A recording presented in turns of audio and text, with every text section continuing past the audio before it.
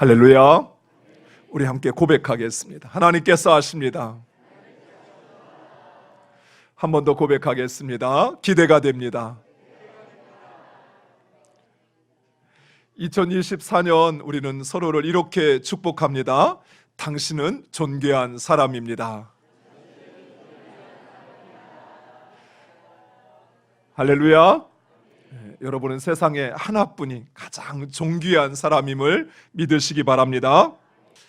시험을 본다는 거, 시험을 받는다는 것은 누구에게나 참 신경 쓰이고 힘든 일이죠. 그러나 이 세상 사는 누구나 시험을 봅니다. 학생들뿐만 아니라 진학과 취업을 위해 시험을 보고, 또 자격증 시험을 보고, 심지어 결혼하기 위해서도 맞선을 보고 상견례를 봅니다. 물론 이런 시험이 꼭 필요하다고만 할 수는 없습니다. 서열을 정하는 시험은 오히려 협력하고 공감해야 할 우리 친구들의 관계를 경쟁의 관계로 만들어버리고 말았습니다.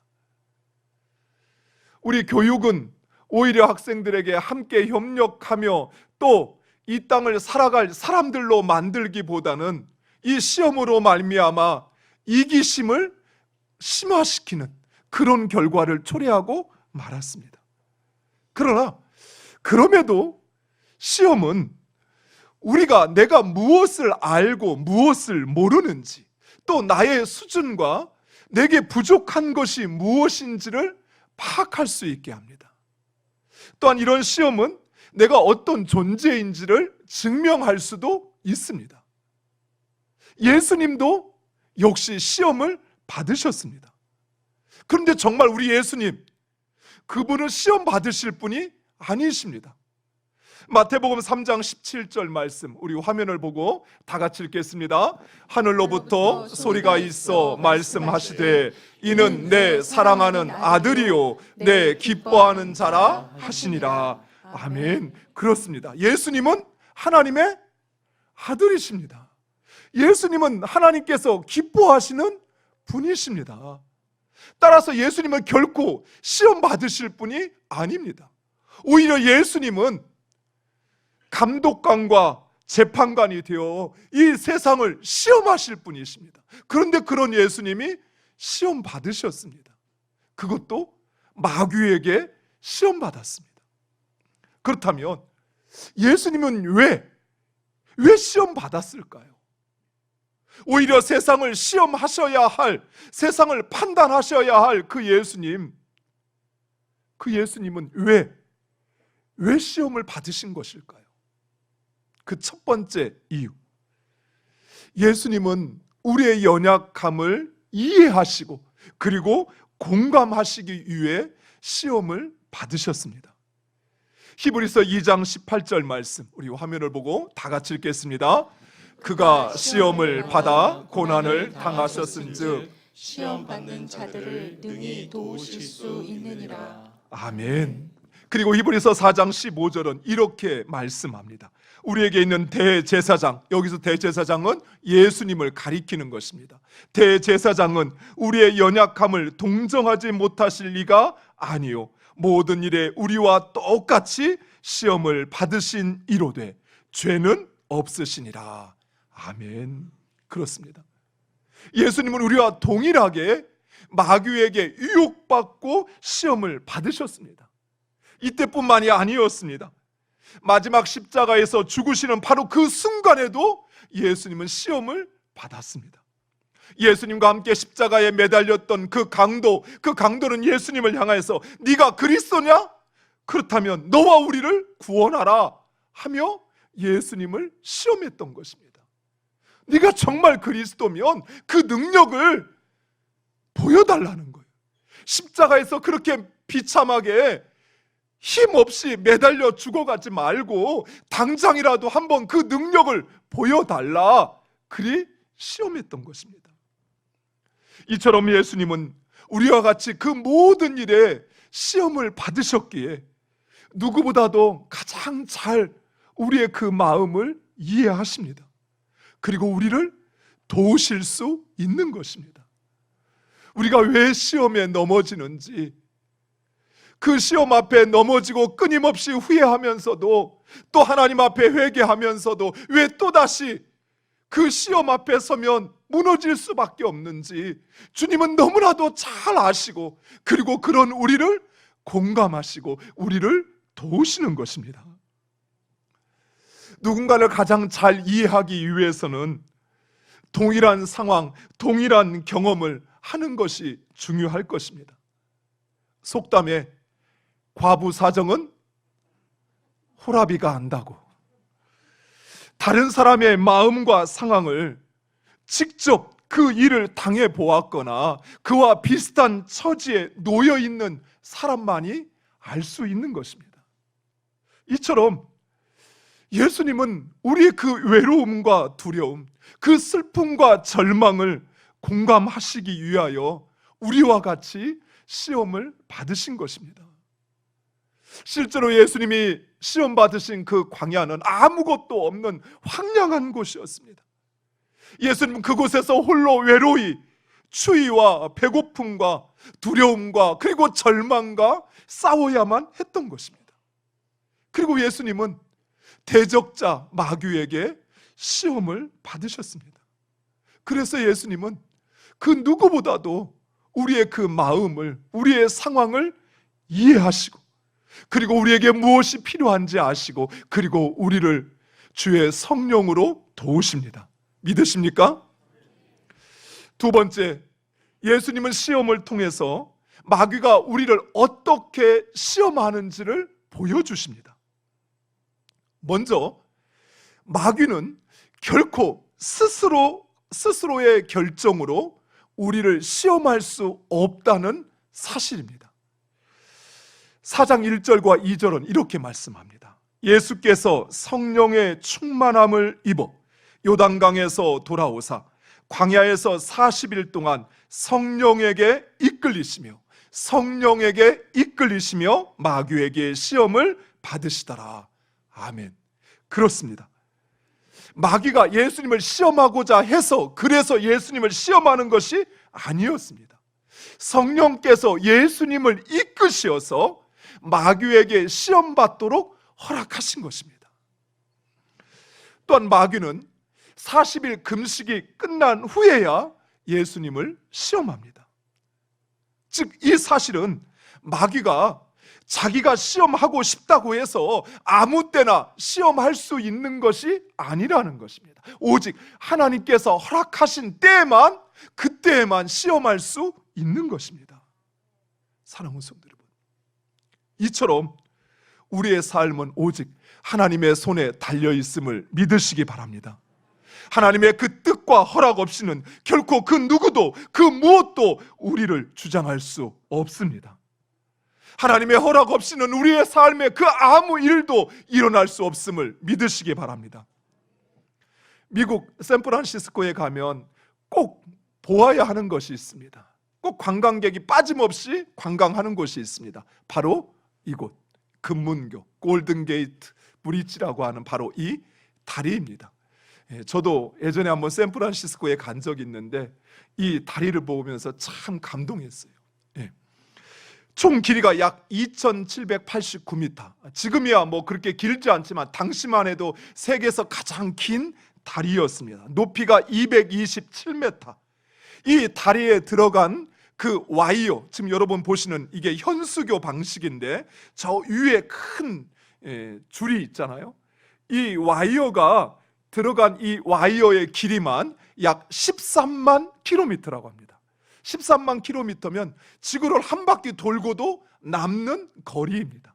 그런데 이 다리 건축을 시작하고 한 달 안 돼요. 그 인부가 약 23명이 이 다리에서 떨어져 죽고 말았습니다. 그래서 이 건설 회사가 궁리를 하기 시작합니다. 어떻게 하면 안전하게 이 다리를 건설할 수 있을까? 그 궁리 끝에 이 다리 밑에 바로 그물망을 설치하게 됩니다. 그리고는 이 그물망을 설치한 이후에는 떨어져 죽는 사람이 없었다고 합니다. 공사하다가 미처 발을 헛디뎌 떨어지는 것이 아니라 이 이 그물망을 쳐놓으니까 사람들의, 인부들의 마음이 안심이 되는 것이에요. 떨어져도 죽지 않는다 생각하니 그들이 마음이 평안해져 실수도 사고도 일어나지 않는 것입니다. 뿐만 아니라 그 공사의 진척도 약 20%가 더 훨씬 빨리 진척이 되었다고 합니다. 사랑하는 성도 여러분, 그런데 우리에게는 이런 그물망과는 비교할 수도 없는, 우리의 이 머리털까지도 세신 바 되시는 하나님, 그 전능하신 하나님이 우리를 지키시고 보호하심을 믿으시기 바랍니다. 따라서 그 어떤 상황에도, 그 어떤 시험에도 결코 두려워하지 마시기 바랍니다. 하나님의 허락 없이는 그 누구도 우리의 생명을, 우리의 것을 빼앗을 수 없습니다. 하지만 우리는 이런 마귀의 시험을 경계해야만 합니다. 왜냐하면 마귀는 우리에게 무엇이 필요한지, 또 내가 무엇을 원하는지, 또 내가 무엇에 약한지 우리 자신을, 우리의 상황을 너무나도 잘 알고 있기 때문에 그렇습니다. 실제로 이 마귀가 예수님을 가장 첫 번째 먼저 시험한 것이 무엇입니까? 그것은 바로 돌들로 떡을 만들라는 것이었습니다. 즉 마귀는 예수님이 지금 어떤 상태인지, 무엇이 필요한지 알고 있었던 것이에요. 예수님은 무려 40일 동안이나 금식하셨습니다. 이처럼 마귀는 우리의 상황과 처지를 너무나도 잘 알고 있어요. 또 우리가 그렇게 절실하게 바라고 원하는 것이 무엇인지를 잘 알고 있습니다. 즉 우리 안에 있는 부자 되고 싶은 이 욕망, 우리 안에 성공하고 싶은 이 욕구, 합격하고 싶은 욕망, 자랑하고 싶고 인정받고 싶은 이 욕구를 자극하여 우리를 시험하는 것입니다. 더욱이 사단이 시험하는 것을 보면 참 무서운 것이, 이 마귀는 하나님의 말씀을 교묘히 비틀어서 우리를 시험합니다. 하와를 유혹할 때 마귀는 반드시 죽으리라 라는 이 하나님의 말씀을 비틀어서 절대로 죽지 아니하리라 하며 유혹했습니다. 예수님을 유혹할 때도 마찬가지였습니다. 기록된 하나님의 말씀을 인용하면서 예수님을 충동질했던 것입니다. 그래서 많은 사람들이 이것이 사단의 시험인지를 알면서도 그냥 넘어가는 것입니다. 왜요? 내가 가장 원하는 거, 내가 가장 바라는 거, 꼭 이루어지길 원하는 거, 그것이 당장 내 눈앞에 보이니까 하나님이 원치 않는 방법임에도 불구하고 그것을 붙잡으려고 하는 것이죠. 하지만 예수님은 이런 마귀의 시험을 이기시고 승리하셨습니다. 세 번째로 예수님께서 시험 당하시는 것은 바로 마귀의 시험을 어떻게 이길 수 있는지를 우리에게 보여주고자 하시는 것입니다. 예수님의 시험에는 매우 특별하고 의도된 두 가지 설정이 있습니다. 그 첫 번째는 예수님은 40일간 광야에 계셨습니다. 왜 하필 광야였을까요? 산도 있고 바다도 있는데 왜 광야에서 시험 받으셨을까요? 또 왜 40일이었을까요? 한 3일 시험 받고 끝내시지, 아니면 한 열흘 정도 시험하고 끝내도 됐을 텐데 왜 40일 동안 금식하고 시험 받으셨을까요? 두 번째로, 이 마귀는 예수님을 시험할 때 놀랍게도 예수님이 하나님의 아들인 것을 알고 있었습니다. 3절 말씀에 내가 만일 하나님의 아들이거든, 9절 말씀에 내가 만일 하나님의 아들이거든 여기서 뛰어내리라 합니다. 구약 성경에서 이 하나님의 아들이라는 말은 곧 이스라엘을 의미했습니다. 즉 예수님의 이 40일간의 시험은 구약시대 이스라엘 백성의 40년간의 광야 생활을 연상시키고 있는 것입니다. 하나님은 이스라엘 백성들을 하나님의 아들, 하나님의 자녀 삼으시기 위하여 40년간 광야로 인도하셨습니다. 하지만 이스라엘은 그만 실패하고 말았죠. 그 40년 광야 생활 동안 그들은 끊임없이 하나님을 원망하고 의심하고 하나님 아닌 금송아지에 자신의 신앙을 드렸던 것입니다. 이처럼 성령께서 하나님의 아들이신 예수님을 광야로 인도하시어 40일 동안 금식하고 시험받게 하십니다. 그리고 예수님은 그 시험을 이기시고 승리하셨습니다. 즉 예수님의 시험은 하나님의 백성된 우리들이 끊임없이 우리의 삶에 찾아오는 이 마귀의 시험, 이 세상의 유혹과 시험을 어떻게 이길 수 있는지를 보여주고자 하는 것입니다. 그러면 어떻게 이런 시험과 유혹을 이길 수 있을까요? 그 첫 번째, 예수님은 하나님의 말씀으로 시험을 이기셨습니다. 4장과 4절에 예수께서 대답하시되 기록된 바 사람이 떡으로만 살 것이 아니라 하였느니라. 아멘. 이 말씀은 구약 신명기 8장 3절을 인용한 것입니다. 또 4장 8절에 보면 예수께서 대답하여 이르시되 기록된 바 주 너의 하나님께 경배하고 다만 그를 섬기라 하였느니라. 아멘. 이 말씀 역시 신명기 6장 13절 말씀을 인용하여 말씀하는 것입니다. 이처럼 마귀의 시험과 유혹을 이길 수 있는 유일한 방법, 그것은 바로 하나님의 말씀입니다. 사랑하는 성도 여러분, 하나님의 말씀이 아니고는 결코 우리의 삶에 우리의 그 원함과 욕망을 따라 들어오는 이 사단의 유혹과 시험을 결코 이길 수 없습니다. 만약 지금 여러분이 무엇인가에 유혹받고 있다고 한다면, 여러분이 지금 만약 시험받고 있다고 생각한다면 하나님의 말씀에 주목하시기 바랍니다. 말씀을 읽고 듣고 그것을 깨달아 지키시기 바랍니다. 그리하면 시험을 이길 것입니다. 두 번째, 예수님은 하나님에 대한 절대 믿음으로 시험을 이기셨습니다. 마귀는 예수님을 성전 꼭대기로 데려가더니 그 성전 꼭대기에서 떨어지라 이야기합니다. 그래서 하나님께서 너를 구하시는지 구하지 않는지 시험해 보라 말합니다. 즉 사단은 지금 하나님을 의심하도록 예수님을 조장하고 있는 것입니다. 이런 사단의 시험에 대하여 예수님은 12절에 주 너의 하나님을 시험하지 말라 하였느니라 하며 믿음으로 대응하십니다. 요한일서 5장 4절 말씀 이렇게 우리에게 말씀합니다. 우리 화면을 보고 함께 읽겠습니다. 무릇 하나님께로부터 난 자마다 세상을 이기느니라. 세상을 이기는 승리는 이것이니 우리의 믿음이니라. 아멘. 세상을 이기는 승리는 이것이니 우리의 믿음이니라. 아멘.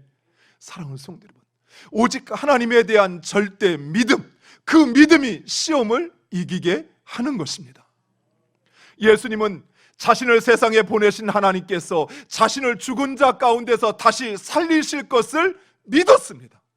그래서 사단의 시험을 이길 수 있었던 것입니다.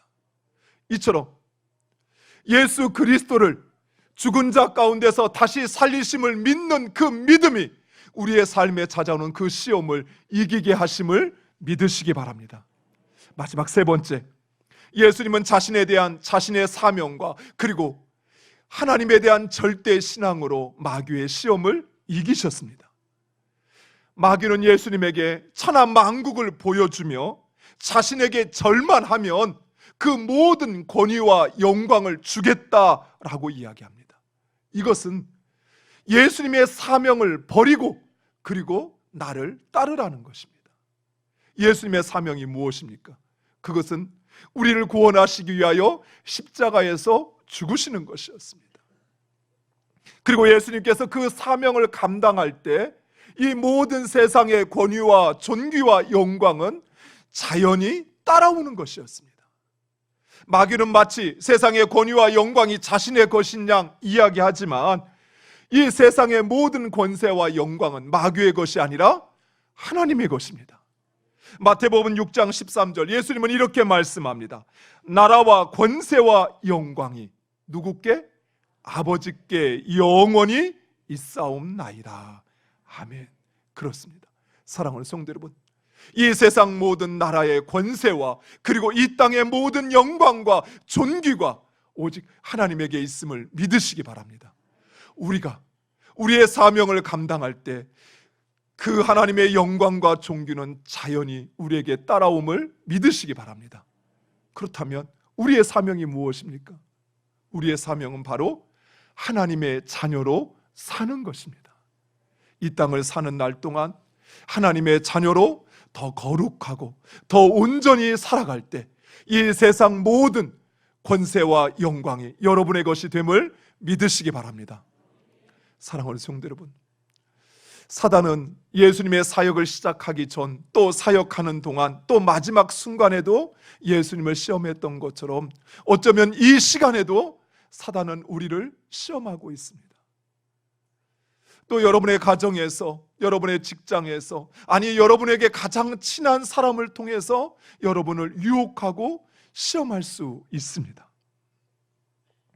그러나 우리 예수님은 친히 시험을 당하심으로 우리의 그 연약함을 이해하시고 공감하십니다. 오직 그 예수 그리스도를 찾으시기 축원드립니다. 또한 우리의 마음과 상황을 공감하시고 그리고 마귀의 시험과 유혹을 이길 수 있는 길을 우리에게 보여주셨습니다. 오직 하나님의 말씀으로 무장하시기 바랍니다. 사랑하는 성도 여러분, 내 생각, 내 경험, 또 내 기준 내려놓으시고 오직 하나님의 말씀으로 살아가는 여러분 되시기를 축원드립니다. 그리고 여러분 자신에 대한 믿음, 여러분의 의지와 노력에 대한 그 믿음을 내려놓고 하나님을 향한 믿음으로 사시기 바랍니다. 그 믿음이 시험을 이기게 하고 승리케 합니다. 그리고 여러분의 사명과 하나님을 향한 절대 신앙으로 살아 여러분을 향하여 찾아오는 그 모든 시험과 유혹을 이기는 하나님의 백성 되기를 간절히 축원드립니다.